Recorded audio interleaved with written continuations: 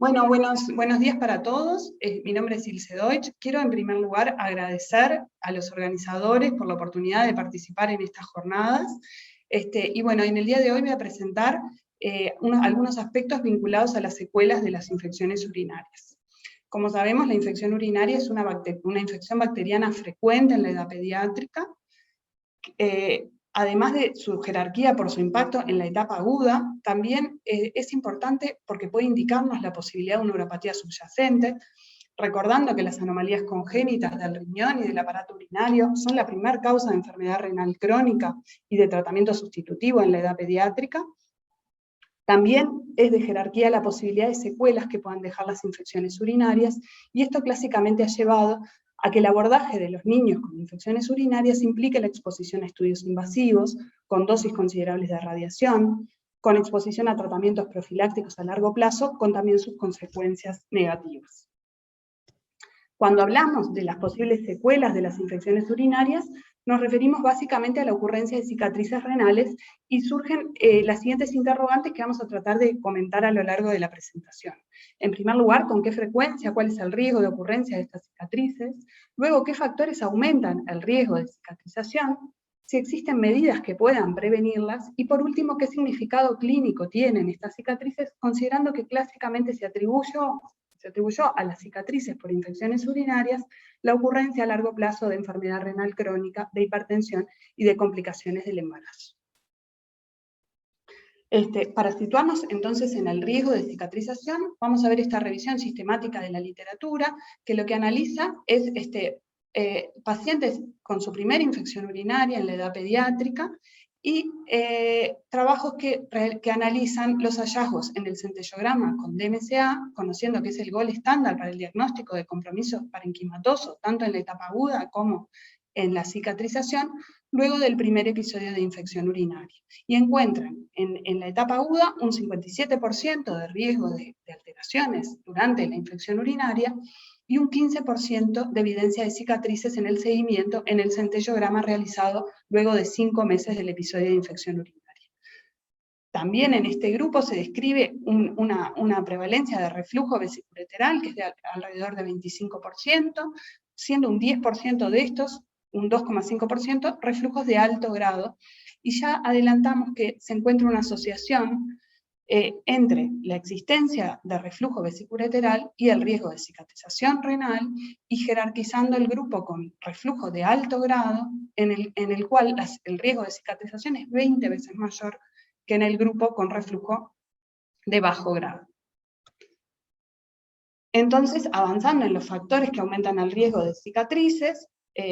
mencionamos una revisión sistemática de la literatura donde se encuentran algunos factores asociados con riesgo de cicatrización. El primero es el reflujo, que ya mencionamos, y también jerarquizando el impacto del reflujo severo, sobre todo, en la ocurrencia de cicatrices. Es importante mencionar el estudio RIVUR, que es un estudio multicéntrico, grande, prospectivo, controlado con placebo, cuyo objetivo primario fue evaluar el riesgo de recurrencia de infecciones urinarias en los niños con reflujo tratados con quimioprofilaxis versus placebo durante un seguimiento por 2 años. También se evaluaron en este grupo otros objetivos de los estudios, y uno de ellos fue el riesgo de cicatrización en este grupo de niños con reflujo, y se encuentra una asociación significativa entre el grado de reflujo y la presencia de cicatrices, como vemos acá, que a medida que aumenta el grado de reflujo, el riesgo de cicatrices es mayor, y en este vemos cómo aumenta entre un 20 y un 30% la cicatrización renal a medida que aumenta el grado de reflujo en los niños de este grupo con reflujo de infecciones urinarias.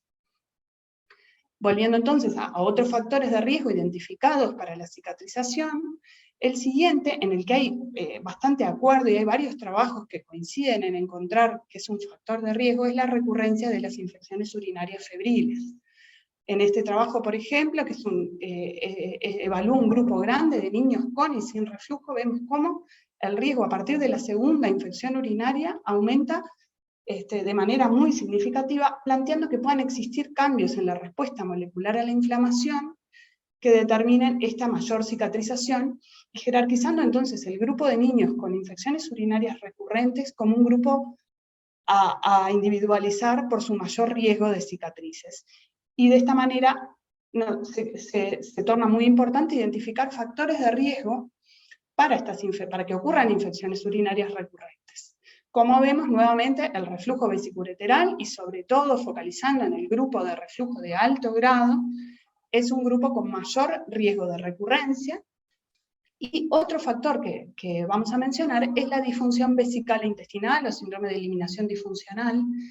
que ya de por sí solo aumenta el riesgo de recurrencia, y cuando se suman ambos factores, reflujo vesicoureteral y eliminación disfuncional, el riesgo de recurrencia es mayor que con la suma de ambos factores por separado. O sea que se potenciarían estos dos factores y tienen un impacto muy significativo.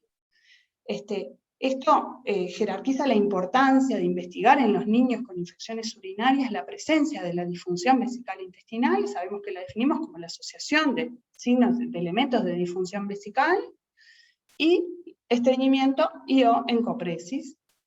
Para su diagnóstico existen cuestionarios validados que muchas veces en algunos medios asocian el estudio de flujometría y el estudio de la medida de residuo postmiccional medido por ecografía.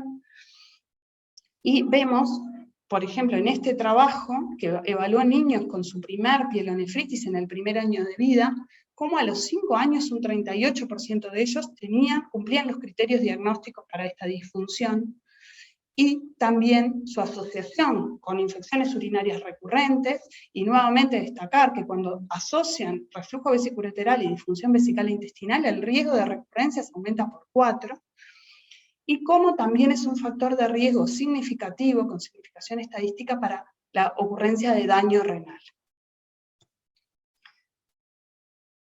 Siguiente factor, entonces, la duración de la fiebre previo al inicio del tratamiento. Esto se ha visto también en un grupo grande de niños con y sin reflujo vesicoureteral, cómo la duración de la fiebre previa al inicio del tratamiento se asocia de manera significativa a medida que aumenta el tiempo de duración de la fiebre con la ocurrencia de cicatrices diagnosticadas por centellograma con DMSA. Vemos que cuando el antibiótico se inicia 72 horas después, el riesgo de cicatrización es significativamente mayor, y que este riesgo aumenta de forma continua a medida que aumenta el tiempo. Esto es para mostrar eso mismo. Y por último, otro factor identificado en la ocurrencia de cicatrices es la existencia de alteraciones en la inflamación y la fibrosis. Particularmente se han identificado y se han planteado algunos genes y sus polimorfismos que pueden determinar un riesgo aumentado de inflamación y de fibrosis. Por ejemplo, los polimorfismos en los genes de enzima conversora de angiotensina, con un aumento en la expresión de angiotensina 2, con la consecuente activación de vías de daño parenquimatoso, o el factor de crecimiento transformante beta, que promueve la fibrosis renal, pueden estar implicados en que algunos niños desarrollen cicatrización de manera más frecuente que otros, conociendo también que el reflujo, como identificamos que es uno de los factores principales, no es el único y que existen otros que confieren protección o riesgo y que es importante individualizar. Y entonces considerar la susceptibilidad individual a la cicatrización, viendo que existe un equilibrio entre la inflamación que es necesaria para la respuesta ante la infección, pero que cuando esta respuesta inflamatoria es excesiva, produce un daño renal y formación de cicatrices. Y abre la perspectiva entonces de la secuenciación genómica o la identificación de biomarcadores de actividad inmune que permitan una evaluación más personalizada de qué grupo de niños se beneficiarían de recibir un tratamiento antiinflamatorio, y también el momento oportuno de usar ese tratamiento, permitiendo entonces la respuesta adecuada ante la infección, pero evitando que ésta sea excesiva y conduzca a una cicatrización. Esto, entonces, como medida para prevenirlo, abre la interrogante del tratamiento antiinflamatorio. Si bien al momento actual no hay suficiente evidencia para recomendar el uso de manera rutinaria de tratamiento antiinflamatorio, hay trabajos que han explorado el uso de corticoides durante la etapa aguda de la pielonefritis, asociados a la antibiótico terapia y muestran una reducción en el riesgo de cicatrices en el grupo que se trata versus el grupo placebo. Este es un trabajo de 2011 que encuentra este resultado de reducción del riesgo de cicatrices. Este trabajo más reciente, del año 2020, muestra una tendencia a reducción del riesgo en los pacientes tratados con corticoides, si bien no logra significación estadística vinculado probablemente al tamaño muestral. Hay otros antiinflamatorios, antioxidantes y scavengers de radicales libres que se proponen y que podrían tener su lugar en esta modulación de la inmunidad. Y la otra herramienta farmacológica que clásicamente utilizamos como medida para prevenir la cicatrización es la quimioprofilaxis, pero acá vemos en esta revisión Cochrane reciente de 2019 cómo el antibiótico profiláctico comparado con placebo o ningún tratamiento no mostró diferencias en el riesgo de recurrencias de infección urinaria durante el seguimiento en 1 o 2 años, y tampoco impactó en el riesgo de daño renal nuevo o progresivo en el centellograma con DMCA. Sí destacar el significativo aumento de la resistencia bacteriana con el uso indiscriminado de la quimioprofilaxis. Lo que sí se destaca, por otro lado, es que los trabajos y la dificultad que implica la evaluación de estos puntos es que son trabajos con diferentes diseños, con periodos de seguimiento variables, que incluyen niños con diferentes grados de reflujo, por lo cual la firmeza de las conclusiones es más limitada y esto no permite descartar que haya un grupo seleccionado de pacientes que se beneficia del tratamiento quimioprofiláctico. Y por último, el siguiente punto que nos planteamos es qué significado clínico tienen las cicatrices renales. Sabiendo que clásicamente se consideró que las cicatrices producidas por infecciones urinarias determinaban complicaciones a largo plazo vinculadas al desarrollo de enfermedad renal crónica, de hipertensión arterial y complicaciones en el embarazo. Sin embargo, luego del advenimiento de la ecografía prenatal en los 80s, esta asociación se ha cuestionado y se ha visto que buena parte del daño clásicamente atribuido a las infecciones urinarias más bien se trataba de un daño congénito y que en buena medida no es modificable. Y hay varios trabajos y revisiones de la literatura, que no podemos, por razones de tiempo no vamos a detenernos, pero que muestran que en los pacientes con parénquima renal normal al inicio, el riesgo de desarrollo de enfermedad renal crónica y otras complicaciones es mínimo con la recurrencia de infecciones urinarias y con la ocurrencia de cicatrices. En estos trabajos coinciden entonces en que el declinamiento funcional depende de la función al momento de la presentación. Y con respecto entonces al riesgo de desarrollo de enfermedad renal crónica en el grupo de pacientes con reflujo, es interesante este abordaje separando a los pacientes en 2 grupos según el riesgo que tienen de desarrollar enfermedad renal crónica. Tiene un grupo, el grupo más numeroso, en el que predominan las niñas y que tienen reflujo de bajo grado, con tendencia a resolverse de forma espontánea y con un pronóstico a largo plazo excelente, al que se pueden llamar los pacientes con síntomas de reflujo. Y luego, el otro grupo, que es el grupo con reflujo de alto grado, que asocia malformaciones del riñón y del aparato urinario,